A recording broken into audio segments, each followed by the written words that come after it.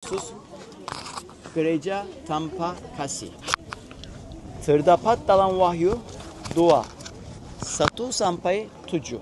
Tuhan Yesus mengatakan, Aku tahu segala pekerjaanmu, baik jerih payahmu maupun ketekunanmu. Aku tahu bahwa engkau tidak dapat sabar terhadap orang-orang jahat, bahwa engkau telah mencobai mereka yang menyebut dirinya rasul, tetapi yang sebenarnya tidak demikian, bahwa engkau telah mendapati mereka pendusta. Ini yang surat mereka dapat. Ya, silakan. Oke. Ya, baik, terima kasih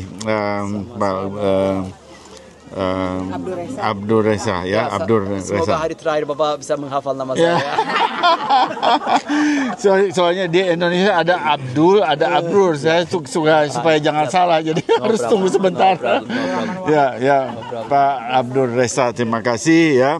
Jadi saya mau tambah keterangan. Jadi ini kota Efesus itu dikunjungi oleh Rasul Shaul, Rabi Shaul Paulus ya, Rasul. Dia singgah di kota ini pada perjalanan misi yang ketiga. Dia melakukan 3 kali perjalanan ke Eropa, ke Yunani dan Eropa, Makedonia 3 kali, dan ini yang ketiga dia mampir di kota besar ini. Tadi udah ada penjelasan tentang kota yang besar ini ya. Dan di sini dia berdoa dengan menumpangkan tangan untuk 8 murid Yohanes. Dan kemudian mereka mendapatkan kepenuhan Roh Kudus ya, dengan berbahasa roh ya. Dan di sini juga dia bertemu dengan ada kejadian, ada anak-anak Imam Skewa yang mengutuki orang dengan nama Yeshua. Tapi kemudian dia tidak kenal Yeshua, tapi dia pakai nama itu, dan orang-orang yang didoakan itu kerasukan setan, dan mereka menyerang kembali ke si orang anak-anaknya Imam Skewa, dan mereka kucar-kacir ya. Jadi nggak sembarang memakai nama Yeshua, harus kenal. Kemudian di sini juga ada kuil tadi, ada Artemis, itu ada Demetrius yang kemudian bikin huru hara. Oke ya, itu latar belakang kotanya. Sekarang kita lihat di jemaat ini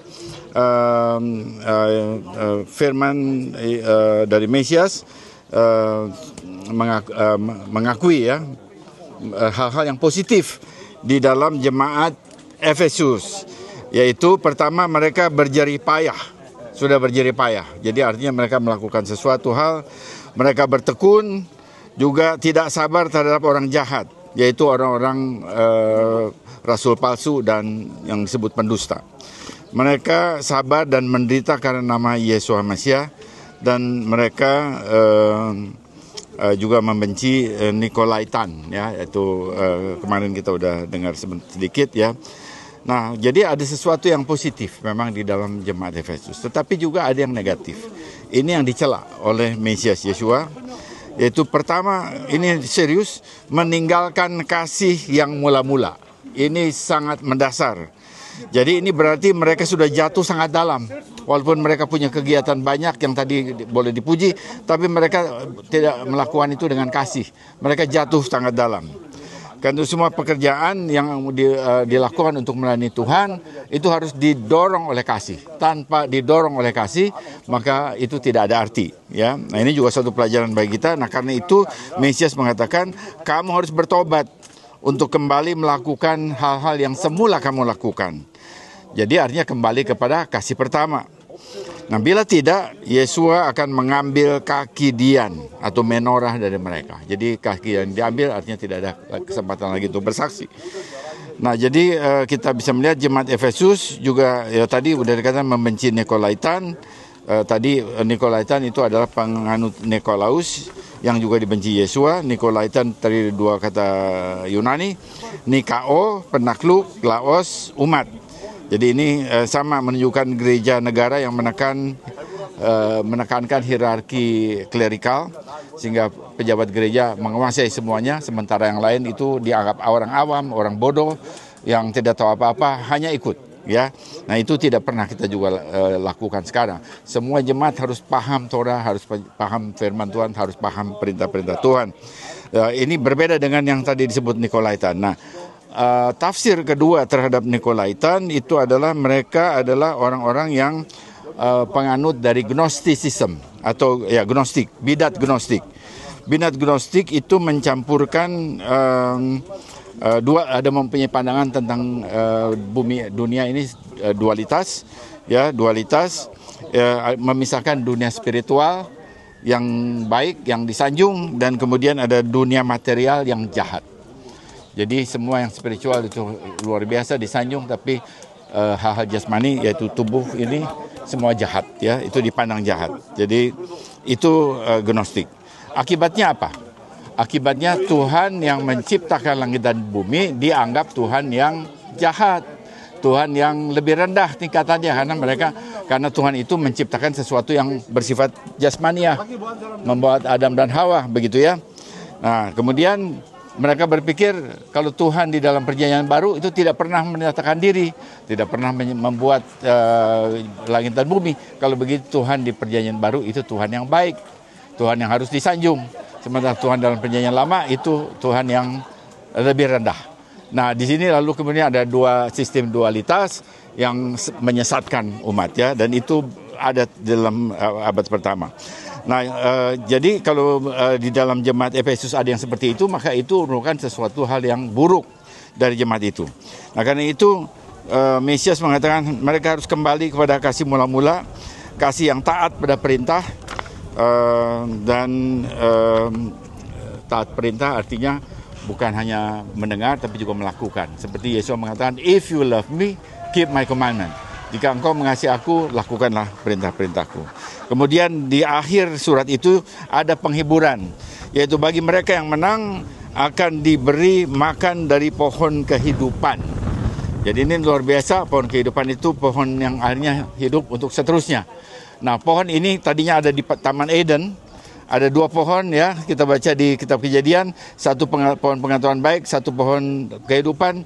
Adam dan Hawa mulai makan yang pohon yang pengetahuan baik dan jahat, lalu mereka mulai merasa terbuka. Kemudian Tuhan melindungi mereka dari memakan pohon kehidupan supaya jangan mereka terus hidup terus, ya.